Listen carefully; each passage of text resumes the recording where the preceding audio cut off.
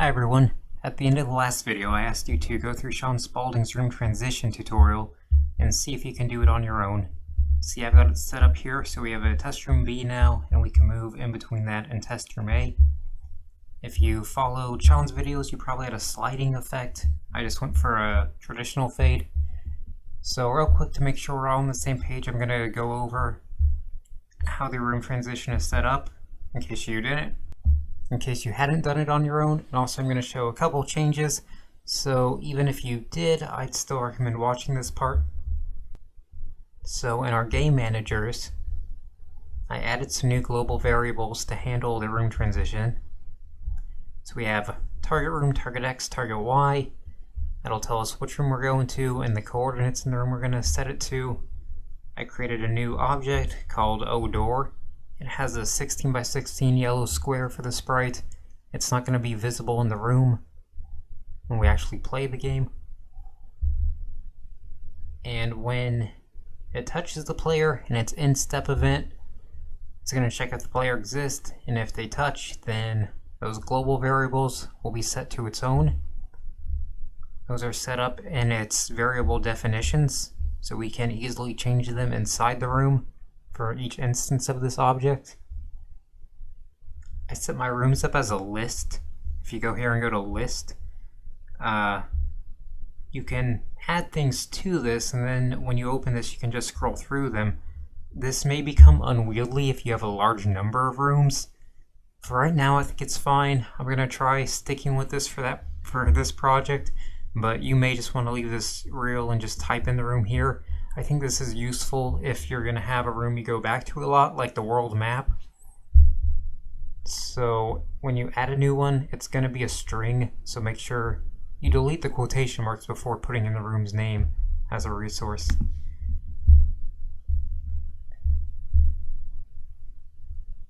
And then also back in its in-step,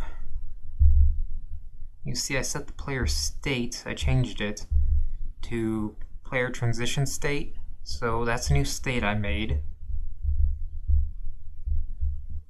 In our scripts, I added some new folders to better organize this.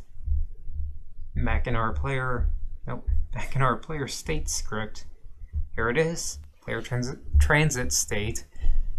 All it has is the movement commitment. You could have easily put collision handle inside of here.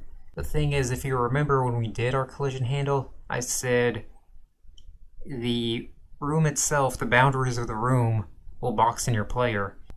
And I want to make it so that the player can actually start to move off screen when they leave a room. So instead of having the whole collision handle here, I just have the commitment to the coordinate movement isolated. Then we'll create an object called the fade object, and then we destroy the door to prevent it triggering this event more than once. So that fade object is up here. I put it in a folder called effects. It's persistent, it needs to be.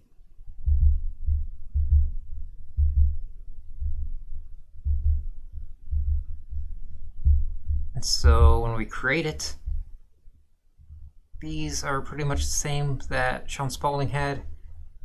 The leading decides if we're going out of the room or if we're going in to know, if we're fading in or if we're fading out. Percent is how far in the transition animation, rather it's the fade or the slide we are, and the transit speed is how fast that animation is going. For that out, that's a macro I set up. Shaun Spaulding did it the same way. To make your code easier to read, you can use macros as sort of alternate true and false. So basically in is false, else would be true in this case. So we're leading out of the room, we're leading out. And then this is something new I added. So I don't want to immediately fade out and right away fade back in onto the next room. I like it if there was just a little bit of pause time, a little bit of room to breathe, where the screen is just black for half a second. So I created a new variable called holding that decides whether we're holding the animation or not for the fade. and hold time is how long we hold it. And that frame rate, again, is a new macro I set up, and it should be equal to what our actual game's frame rate is, which you can change in the game options. If you can, you should really try to aim for 60 and not 30. Especially for pixel art, because all the old like NES and Super Nintendo games, like those all ran at 60 FPS. Sure, they had frame drops every now and then, but they were all aiming for 60 FPS, and I think when people play retro-looking games, they expect that. And then in the step event, we have the percentage increase when we're leading out and decrease when we're leading in. I use these min and max functions. So min will return which of these two values is the smallest. So for instance, on your first frame, it'll be the second one because this will be 0, since percent will be 0. And then we'll add that transit speed, that 0.1. So then in about 10 frames, you should have the screen fully black. And when percent is 1, then we'll go to the next room, whatever is in the target room, the global variable, change the leading, and then I'm going to set the holding to true and set an alarm to tell us when to stop holding. And we'll make the alarm equal to that hold time I made. As you can see, I nested the whole thing, all of Shaun's script, inside this holding if statement. So if not holding, then do all the percent increase and decrease. And then when we're leading out, the else will destroy the fade object when percent is back to 0. And that alarm is here. You can see I just set holding to false once it triggers in half a second. And then when we destroy, we want to move, well actually, when we move to a new room, the player object is not persistent. We're going to have a new player object in every room, so he's going to get recreated at the start of the room, and he's already going to be in the move state. So technically, you don't actually have to reset the player's state, because they'll begin the new room. The newly created player object will be in the move state. However, I don't want the player to be able to walk while the screen's still fading in. I think that can sometimes cause issues where you start moving even though you can't fully see what's on screen. And I don't want the player accidentally bumping into like an enemy before they even see it. We're going to do touch encounters. I'm going to show both touch encounters and random encounters later on. But I'm actually going to make it so when in the room start event for the fade object, it'll set the newly created player state to the transit state.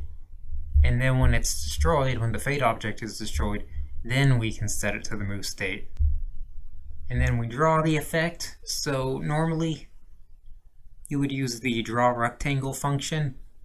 What I dislike about that is that, okay, so you have like draw rectangle color, right? Yeah, but then you have to like set in 4 colors because each corner can be its own color, and that's neat, but when you don't need that, when you really just want it to be one color, that's kind of obnoxious to use. And of course the more traditional way would be to just use the draw set color function, but then you have to remember to set it back when you're done making your rectangle, and it's like that's just something I don't always want to deal with.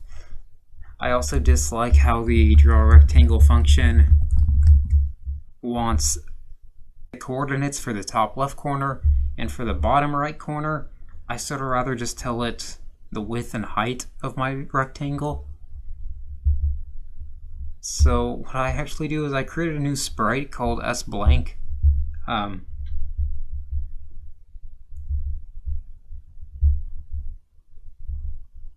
Added some new folders to this for better organizing too. So this s-blank is just one single pixel, just one white pixel. So I used the draw sprite stretched to stretch that one pixel over to whatever I want my rectangle to be. And I can just set the color and the alpha in here. I find this a lot simpler than the draw rectangle function. And so I set it to cover the screen using the resolution width and height macros we made. And of course the alpha is going to be the percent. If you followed Shaun's videos, you probably did the sliding effect, and that's cool too. If you'd rather do the fade, you can copy this. You don't have to delete your slide if you want both. Maybe you'll have different transitions for different reasons. Personally, I'd kind of like to have it where for most uses I have the black fade, but maybe for going out of a cave back into the world to get that effect of like sunset hitting you after you've been in a dark cave, I'd kind of prefer to have a fade to white. So in our constant scripts, we're going to create some enumerators. So I'm going to do enum transition. And so these are like grouped macros. So every item you add into the enumerator will be assigned an integer on the order that you add it. So I'm going to add fade black and fade white, and if you wanted to, you can have your slide as well. I didn't make a slide, so I'm not going to have that. But this will equal 0 and this will equal 1. Your slide would equal 2.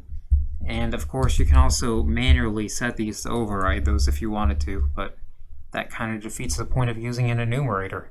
You just use a macro at that point. So, alright, so back in the create event for our fade object, I'm going to create a new variable called style. I'm going to say transition.fade black. Use the dot notation to call the enumerator, the name of the enumerator field, and then the specific element or item you want. And so in our draw script, we'll use a switch statement, switch style, and then in the case that our style is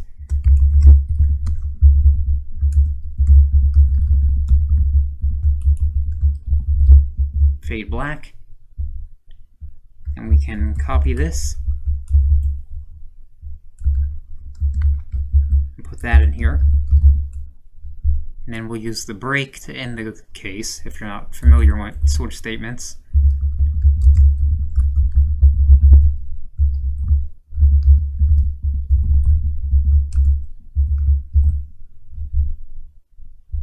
And then for our fade white, I'll use the same thing, I'll just change the color.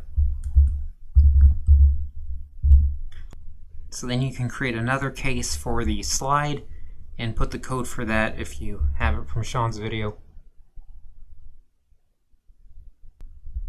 And one last thing about the fade is we are drawing it with the draw GUI event, and the interface doesn't actually need to be the same size as the game screen. But to make sure it is, I added this line of code in our game manager that will set the GUI size to our resolution, width, and height with the macros we made.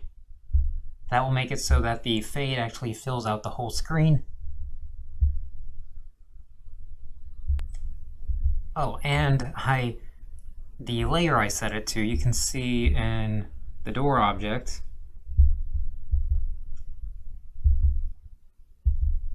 I put it on a layer called UI, but we don't actually have a layer like that in the room. If you followed Shaun's video, you probably just set it to a depth of like 9,000 something. And we don't have any specific layer for UI. So actually what I did was in the game manager, I added this room start event, and in here I create a new layer just called UI. I want to do this at the start of every room.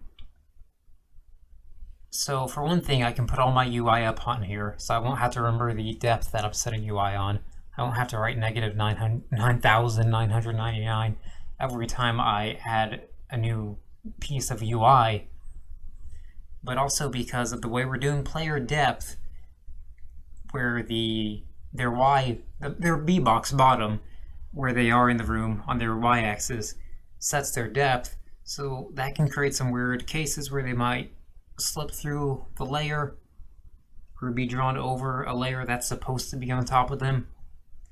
Friendly Cosmonaut has a video on how to do depth sorting with layer management.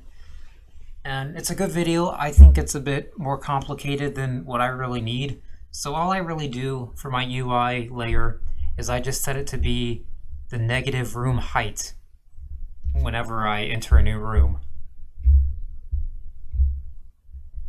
And that's really all there is to it. Now I made some sprites for stairs, for a tile set with stairs. So we have the sprites and we have the tile set. So I'm going to go ahead and add some of those to the room.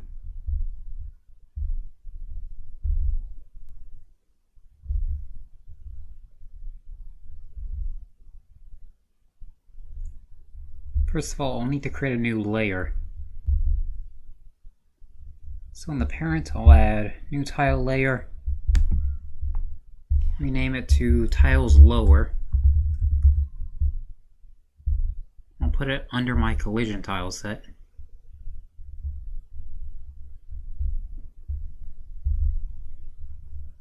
Make sure we inherit that.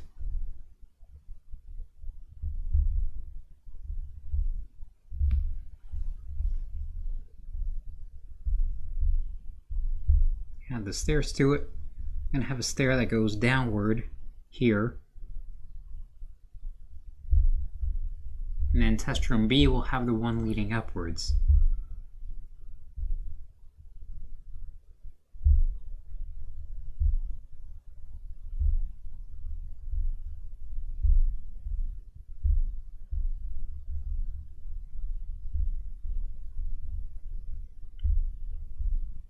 So we can put doors on top of these and use them like transitions. So what I'm going to do is set up these doors, get it so the target X and target Y will take them to each other. So I'll do that real quick. Those coordinates will do fine. I also changed the style for the staircase leading out into room B to the fade white just so we can see it. So let's run the game.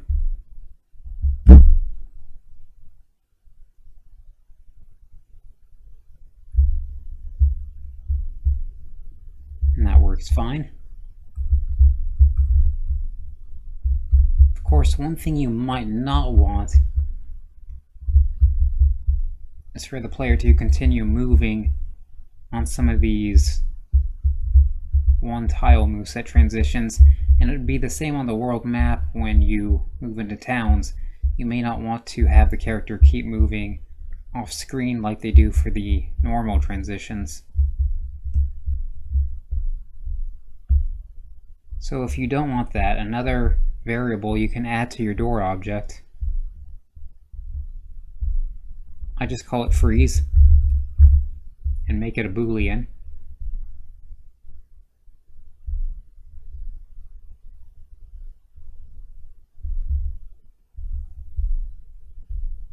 So for these staircases ones, we can set them to true.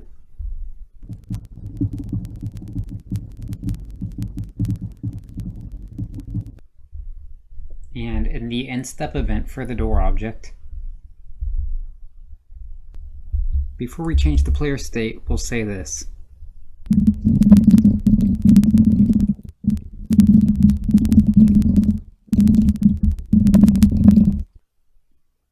If the freeze value is true, then we'll make the player's H speed and V speed 0.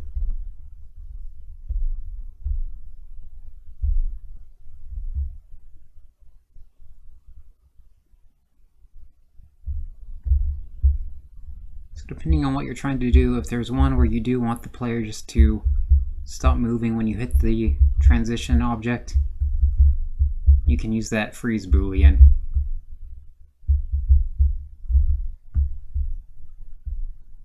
So that's all there is to room transitions. I'm going to go ahead and make this its own episode because it was a lot lengthier than I intended.